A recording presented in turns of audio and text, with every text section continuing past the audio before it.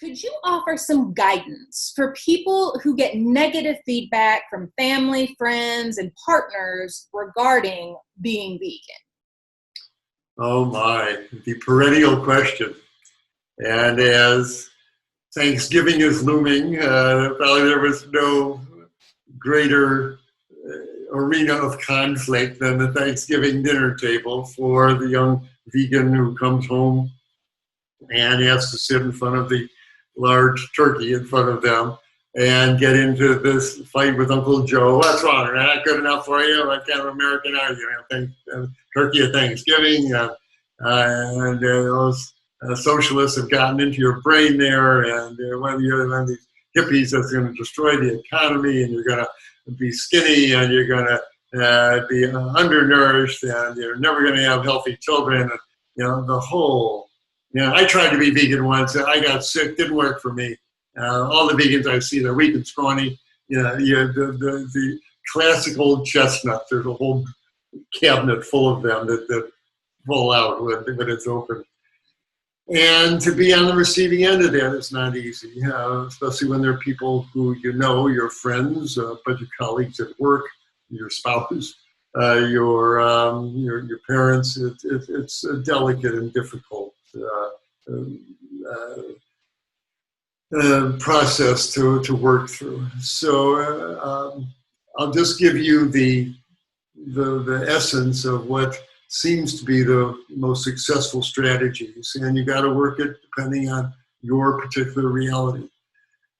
So before you open your mouth to say anything, there's some inside work that needs to happen. For whatever reason you've decided to be vegan, if it's for your health, and there are vegans who close to it, I'm doing this, I got high cholesterol, my father died of a heart attack, my mother died of breast cancer, we got it in our family, I'm plant-based the way to go, that's why I'm vegan. Okay, I'm absolutely fine with that. And at that point, you've made a stand, and you've made you've recognized the preciousness of your own health, and you've made this step as an investment in your own health. And there's no arguing at that point. There's nothing to say to anybody. There's no need to defend anything.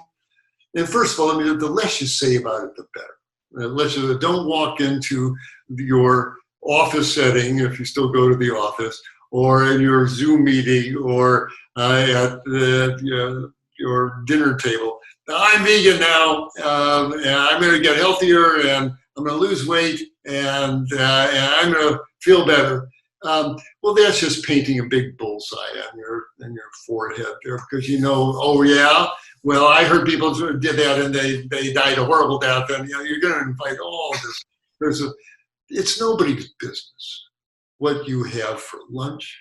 Nobody's business what you have for dinner. It's nobody's business what you run through your arteries day after day. There's only one person's business that is, and it's you. And you don't owe any apologies to anybody. You don't owe any explanation. This is how I eat. And why do you do this? Dr. Doug Lyle had three great words to deflect that question. Why do you do it? Works for me. Don't you know that? Well, it works for me. Yeah, that's all you need. End of case. Next, pass the lasagna, pass the tofu lasagna, pass the salad. So know in your heart, if you're doing it for your own health, you're doing it for your own health. And God forbid you get a heart attack or a stroke. It's only you in that hospital bed. It's not the people at work. It's not your daughter-in-law. It's you. And so you're doing this because you need to do this. And that's all. And so you ordered the bean chili instead of the beef chili. That's so bizarre that, or you're invited to a potluck, bring your own bean chili, make enough for everybody, or your own vegetable curry, or your own Asian stir fry, whatever it is, and make it taste great, and bring it up for everybody. And if those who want to eat it will eat it, those who don't. But you eat it and you enjoy it. So if you do it for your health, know that you're doing it for your health, and you are entitled to do that. If you're doing it for larger reasons, So you just don't want to pay for the death of the animal. You don't want to pay for subsidize the factory farming horrors. And you just don't want to pay for more rainforests being cut down and more rivers polluted and more pesticides being sprayed and more manure in the rivers, all of that. You want to disconnect from all those sequelae of meat-based diets, and you want to actually go in the other direction. Again, you have to say anybody because they get defensive as they're tucking into their state. Don't you know every state puts X amount of greenhouse gases and costs so much forest land? They don't want to hear that. They know, and they feel guilty enough as it is, and it just makes them defend and lash out. Bless them. Unless you were fortunate enough to be raised in a household by vegan parents, you know what it's like to sleep that sleep, to eat the meat and the dairy and the cheese, and not think about it. I for 34 years I ate a standard diet. I know what it's like to sleep that sleep. I'm not going to wave my fingers at people who just haven't woken up yet. It's okay, love them, and set a good example, and make some dynamite chilies and stews and share it with them, and just set an example.